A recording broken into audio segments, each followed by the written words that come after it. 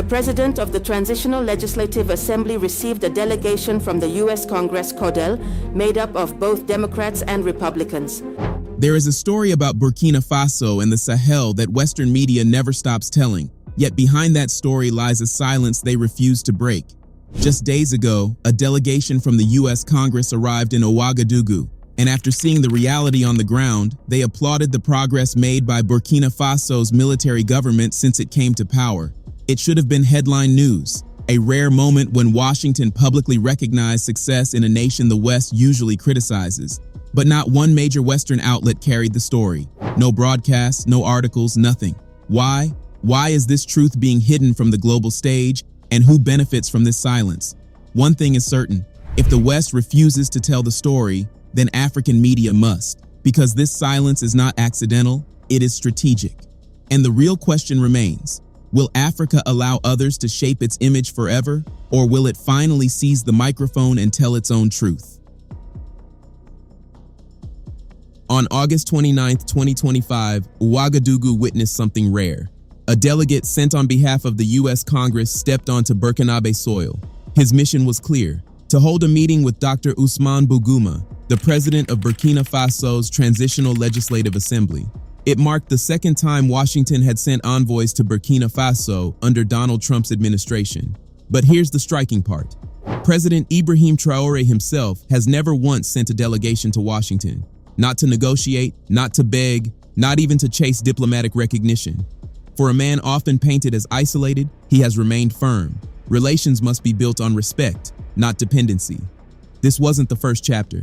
The first visit came months earlier, when President Trump personally authorized envoys to meet Burkina Faso's leadership. That move followed a storm of controversy, one ignited by former AFRICOM commander General Michael Langley. Langley had accused Traoré of hoarding Burkina Faso's gold for personal gain. The accusation spread like wildfire, but what followed was something Washington didn't expect. The backlash was immediate, powerful, and global. From West Africa to Europe, even across the Atlantic, people condemned Langley's remarks. Supporters, Africans and non-Africans alike, rose in defense of Traoré. For many, the attack symbolized everything wrong with the way Africa is treated: suspicion, disrespect, and constant attempts to tarnish leaders who refuse to bow. In that moment, Traoré was no longer just another transitional leader. He became a symbol of resistance against the old order, of dignity in the face of insults, and of sovereignty reclaimed by force of will. And so, when the U.S. Congress sent delegates again in 2025, it revealed something deeper. Even those who once tried to undermine him are now quietly extending a hand. Because whether the West admits it or not, Burkina Faso's stance is impossible to ignore.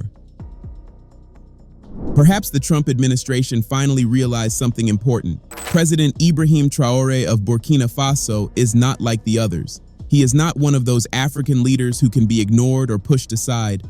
And so, Washington tried something unusual. They sent envoys, an unspoken apology, an attempt to mend what had already been broken.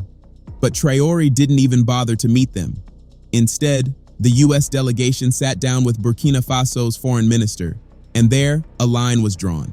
The minister reminded them of the one principle that guides Burkina Faso's foreign policy: every relationship must be built on respect, mutual respect, or there will be no relationship at all.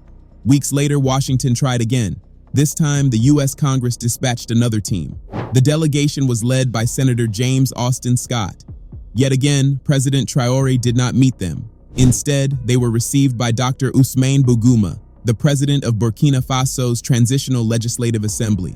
The agenda was dressed in diplomatic language, talks on development, agriculture, the economy, and security. But beneath the surface, the goal was clear. America was attempting to rebuild ties with a nation that had already turned its gaze elsewhere, toward Russia, toward new alliances, toward a future no longer dictated by the West. It was not just another meeting, it was a reminder. The balance of power is shifting, and for the first time in decades, it is Africa, not Washington, that sets the terms. It was during this meeting that something unexpected happened. The U.S. Senator looked across the table and praised the Burkinabe government. He pointed to the success of the agricultural offensive. He acknowledged the progress in reclaiming territory. And he even highlighted the energy now driving the economic sector. These were not small compliments. For years, Burkina Faso had been dismissed in the West as unstable, chaotic, and ungovernable. Yet here was an American lawmaker admitting what many in Africa already knew, that change was real and progress was undeniable. 70%. That is the figure today. 70% of the land once lost to terror has now been reclaimed by Burkinabe forces. For families forced to flee, it means the chance to return home. For villages long under siege, it means life beginning again. But for outsiders, especially in the West, this achievement is treated as unbelievable, almost impossible to accept. After the talks, Dr. Ousmane Bougouma, president of Burkina Faso's Transitional Legislative Assembly, expressed his gratitude. He described the meeting as a gesture of respect and sympathy, a first step toward rebuilding ties. His words carried a subtle message: partnership is possible, but only on equal footing. But then comes the question, why haven't you heard about this? Why have none of the major Western media outlets carried this story? We searched, we combed through the headlines, and the silence was absolute. Not one report, not one broadcast, not one article. This is not just strange, it is deliberate. Because if the world saw Washington praising Ouagadougou, the old narrative would collapse. The story of a failing state would no longer fit. The image of chaos would be shattered by evidence of progress. So ask yourself this: was it ignorance? Did the Western press simply miss the story? Or was the truth quietly buried because it was too inconvenient to publish? The truth is, this silence has nothing to do with oversight. It has nothing to do with the story being too small or too distant. No, it has everything to do with the narrative they want to push about Africa. Because media is not neutral, it is powerful. It has the ability to shape how a nation is seen by the world. It can build reputations or destroy them. It can make a leader into a villain or erase his achievements altogether. And in the hands of governments, it becomes more than just information. It becomes propaganda. This is not new. Every government, Western or non-Western, has used the media to advance its interests, to frame its allies as heroes and its rivals as threats. And today, in Africa, that pattern is clear. Across the continent, anti-West sentiment is rising. More and more countries are turning away from Europe and America and looking eastward instead. Nations like Burkina Faso are choosing new partners like Russia, who promise respect, sovereignty, and cooperation without lectures. And that is exactly why the silence of Western media is so loud. Because if they acknowledge Burkina Faso's progress, they weaken their own narrative, the one that says Africa cannot rise without them. So what did the West do? They turned to their oldest weapon, the media. Suddenly, headlines began to echo with warnings about Russian disinformation. According to the West, Russia is the reason African nations are turning away from them. Russia, they say, is poisoning minds with false propaganda. Russia is tricking Africans into abandoning their trusted partners. But here's the danger. When this story is repeated again and again, it shapes perceptions. Western citizens believe it. Even some Africans living abroad start to believe it. They are told that the surge in anti-West sentiment is not real, not organic. It is simply the work of Russian influence. And yet, this fits perfectly into a narrative the West has pushed for decades. A narrative that says Africans are not smart enough to think for themselves, not wise enough to set their own course. That Africans must always be guided, lectured, and corrected by foreign hands. It is a narrative rooted in arrogance, and it is one that denies Africa the very thing it has been fighting for: sovereignty, dignity, and the right to choose its own path. Think about it. This is why, even today, some Europeans still cling to the idea that colonialism was a gift to Africa. They argue that colonialism brought civilization. They believe Africans should be grateful for being conquered, exploited, and ruled. But this belief doesn't come from truth. It comes from narrative. For decades, the West has shaped a story about Africa, a story that paints the continent as nothing more than the third world, a place where nothing good can ever emerge, a place useful only as a supplier of raw materials for the world, a place filled with people too dull, too dependent, too lazy to govern themselves or solve their own problems. And this is why, no matter how much progress Burkina Faso, Mali, or Niger makes, you will not see it on the front page of Western media. Why? Because it destroys the story they have been telling for generations. And even worse, it proves something they don't want to admit, that these countries are making progress without the West. Take Burkina Faso. Schools have reopened. That's a fact. Representatives of UNICEF were on the ground. They saw it. They confirmed it. Yet not a single major Western outlet reported it. Not because the news is false, but because it is true. And if the truth were told, the narrative would collapse. It wasn't rumor, it wasn't speculation, it was confirmed by one of the world's most respected voices. Catherine Russell, executive director of UNICEF, traveled to Burkina Faso. She met with Prime Minister Rimtalba Jean-Emmanuel Ouagadougou. Their agenda was clear: cooperation on child protection, access to education, and health services. And then came her statement: simple, direct, undeniable. We congratulate the government of Burkina Faso for the reopening of schools that had been closed due to insecurity. This wasn't a wish. It wasn't a promise for the future. It was a fact. Schools once abandoned because of violence are open again. Children are back in classrooms. And the government would never have taken that step if it hadn't secured control of those areas. During the meeting, Prime Minister Ouagadougou reminded UNICEF of the national initiatives already in motion for the well-being of children. He reaffirmed something stronger too: a commitment to continue reopening schools and investing in the future of the country's youth.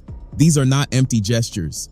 They are signs of a government determined to build, even while fighting a war on its own soil. Signs that progress is real no matter how much the outside world chooses to ignore it. And here's what makes it even more revealing. The UNICEF executive director is not African. She is a Westerner. She went to Burkina Faso herself, met the Prime Minister, and confirmed with her own words that schools have reopened. No one can claim she was covering for a fellow African leader. She spoke the truth, and yet not a single major Western media outlet reported it. Silence. Total silence. But look at the contrast. From the very moment Burkina Faso expelled French forces and turned toward Russia, Western media has never missed a headline about the Sahel. They report every terrorist attack in detail: how many were killed, how many homes destroyed, how much fear spread. Always the blood, never the progress. And then comes the twist. At the end of those same articles, a familiar line is repeated: insecurity has worsened since the French left. The attacks have intensified. The Burkinabe military, even with Russian support, is struggling. The narrative is crafted carefully. To anyone reading in the West, it paints a clear picture that Traoré's decision to expel French troops was a mistake, that his military, even with Russia, is incompetent, that without Western forces, Burkina Faso is doomed. But is that the truth? Or is it the story they need the world to believe? But the truth is far from what Western headlines suggest. They conveniently forget that French troops were already in the Sahel when the insecurity began. They were there at the very start, when the jihadists were still small, when their weapons were crude, when their networks were weak. And yet, nothing. With all their superior intelligence, with all their advanced technology, France could not eliminate them. Instead, under their watch, the terrorists grew stronger. They became more organized, more violent, and better armed. Sophisticated weapons replaced crude rifles, and entire regions slipped into chaos. For 10 long years, French forces occupied the Sahel, and after a decade, what was the result? The terrorists were still there. The insecurity had spread. The people were no safer. What then was the essence of their presence? Now compare that with what has happened since Traoré took power. In less than 3 years, his government has achieved what foreign armies could not. Territories once lost have been reclaimed. Schools once abandoned have reopened. Communities once silenced by fear are alive again. So let's be clear. The narrative that the Burkinabe military is incompetent is not just misleading, it is false. Beyond controlling the narrative, Western media has taken another step. They have tried to destroy the image of the Burkinabe military itself. Through accusations, unproven and repeated, they have painted the army as violent, even as killers of innocent civilians and children. It was this very claim that sparked one of the boldest moves from President Traoré. He expelled the UN ambassador to Burkina Faso, Carol Flores Marexniak. Her report accused the Burkinabe military of killing children, but when pressed, she could not provide proof. The authorities rejected her words outright, demanding evidence for such serious allegations. And here is where it becomes even more revealing. Just days after her expulsion, the United Nations sent a new delegation to Ouagadougou. Their mission? To renew dialogue with Burkina Faso's government. Now think about this. If the accusations were true, if the Burkinabe army were guilty of the crimes described, why would the UN rush back to reopen dialogue? Why would they seek cordial relations instead of sanctions? The head of the UN delegation, Yaqub Ali El Hilo, gave the answer himself. "We have just concluded a very cordial visit to the Prime Minister," he said after a 3-day mission. In Ouagadougou, he held what he described as frank and constructive discussions with the government, the UN country team, and international partners. And then came the statement that mattered most. The United Nations, he affirmed, fully respects the sovereignty of Burkina Faso. In the end, the message from the United Nations was clear. Despite the tension, despite the expulsion of their ambassador, the organization committed to continue working with Burkina Faso. They pledged to stand beside the authorities, to support development, and to strengthen resilience. "This partnership is solid," said UN Regional Director Yaqub Ali El Hilo. "It is strengthening, even in this exceptional moment, which we regret, of course. But we fully respect the decision of the Burkinabe government. We respect the sovereignty of Burkina Faso, and we remain committed to moving forward in full partnership for the benefit of the people of this great country." The response from Burkina Faso was equally firm. Prime Minister Rimtalba Jane Emmanuel Ouedraogo welcomed the partnership, reaffirming the country's readiness to collaborate transparently with the UN. But he made something else very clear. Burkina Faso will remain the main actor in its own development. And above all, he delivered a warning. Burkina Faso is fighting for its sovereignty, and it will never tolerate any action, no matter where it comes from, that attempts to legitimize terrorism on its soil. Now guess what? When Burkina Faso expelled the UN ambassador, it was everywhere, splashed across Western headlines. But when the UN quietly returned to Ouagadougou to renew dialogue and reaffirm partnership, not a word. Silence. The pattern is no longer hidden. It's clear. Western media only tells one kind of African story, the stories of failure, of crisis, of endless insecurity. They publish tales of Western aid, of African debt, of foreign NGOs rushing in to save helpless victims. But the moment progress is made, the moment Africa rises on its own, the headlines vanish. And what does this mean for Africans? For African media? It means the time for waiting is over. No one will tell Africa's story better than Africans themselves. No one will defend the truth of African progress unless African voices rise to do it.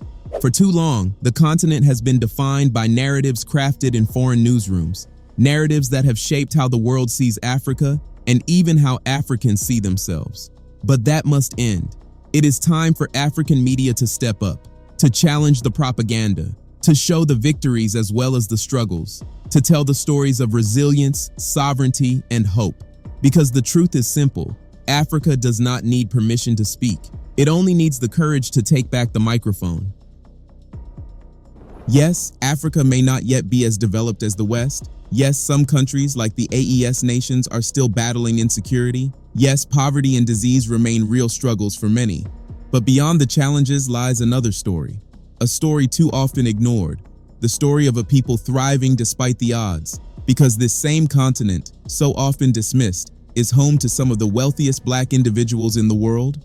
This same continent has birthed technological innovations designed to solve African problems in ways the West never could. This same continent is filled with resilience, creativity, and progress. So isn't it time to tell the whole truth? Not just the poverty, not just the wars, but the victories, the breakthroughs, the spirit of a people who refuse to be defined by anyone else's narrative. The ball is now in the court of African media.